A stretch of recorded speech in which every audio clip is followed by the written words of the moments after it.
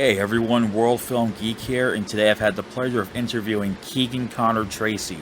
She's best known for her roles in Beggars and Choosers, Once Upon a Time, Bates Motel, and Final Destination 2. Her latest horror film is Z, which comes on DVD, on demand, and digital on September 1st from RLJE Films and Shudder. Enjoy the interview. Hi Keegan, how you doing? I'm good, Albert. How are you? Doing pretty well, thank you. I got to watch Z, and I was blown away. I mean, there were times when I was freaking out during it. It was such a good horror movie. That's awesome to hear. So my first question is, what inspired you to take on the role of Beth? As with anything, when you have a choice, I just could see when I read the script, I was like, I know where I can take this woman, and I know where I can challenge myself. So that was what drew me in. I saw the psychological journey that this woman could go on. Even though I have to admit, like, horror was not really my genre, and in lots of ways is not my first choice. And then I read that, and I was like, this is going to get meaty. So. Yeah, and I do like you in horror films. I saw you in Final Destination 2, and even the show Bates Motel. I thought you were great in both the film and the show. Thank you. Thanks. Yeah, I guess I've done more horror than I realize I have, and now more coming. So. Yeah. So this, like I said, this is a very great film, and it's all because of your chemistry with Jett Klein, who plays your son in the film. It just felt like there was this natural chemistry there. What was it like working with him? Well, he's a little old pro, he's been working since he was a baby, and so he just was an easy kid to kind of draw into the fold. He's very open and personable, and it just was a fun boy to work with, and he really knows his way around a set, and I think being a mother, it just makes it easier to make that tie to a kid. I know what it's like to have a kid that age, so.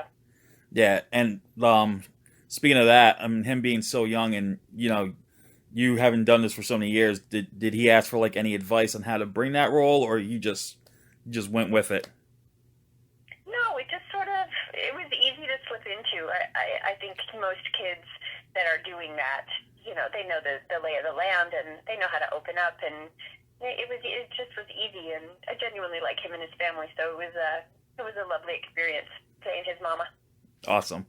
So some of the scenes really made my jaw drop. I mean, you got the Daniels accident, which that part just like made me literally jump out of my seat. It did. I was just sitting there, all of a sudden it just popped up out of nowhere, and then all the parts. Great. That was scary.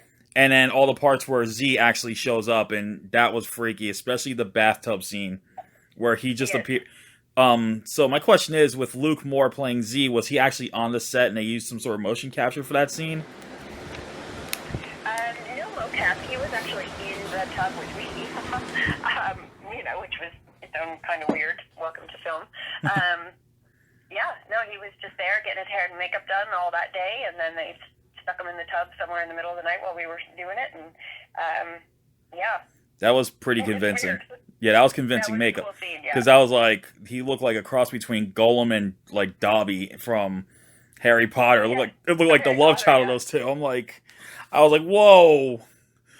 Yeah. So, what would you say was the hardest part about shooting the film? I think it's certainly working straight nights for the first 2 weeks in the house. That was hard. Night shoots are always hard on everybody.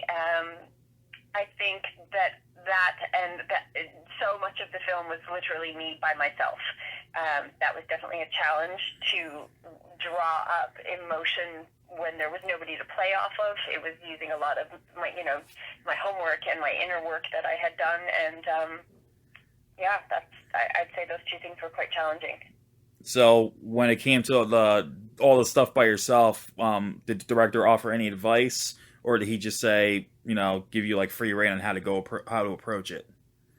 Yeah, no, he really let me, right from the beginning when we had our first meeting, before I ever accepted or they accepted me, it was a little bit of both.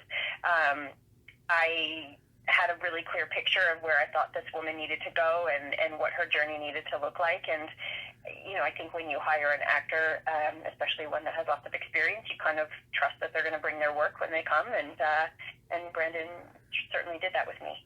Yeah, and what I really loved was Stephen McHattie revealing the big twist in the second half of the film, where he, you know, I'm not gonna spoil it, but that was just that on its own was also jaw dropping, and Yeah. I was just like, whoa, wait a second, and Yeah, that was a good twist. yeah, and then all of a sudden it just changed direction completely, Yes. and that was just pure brilliance on the writer and the director's part, and of course you, because the way you brought it.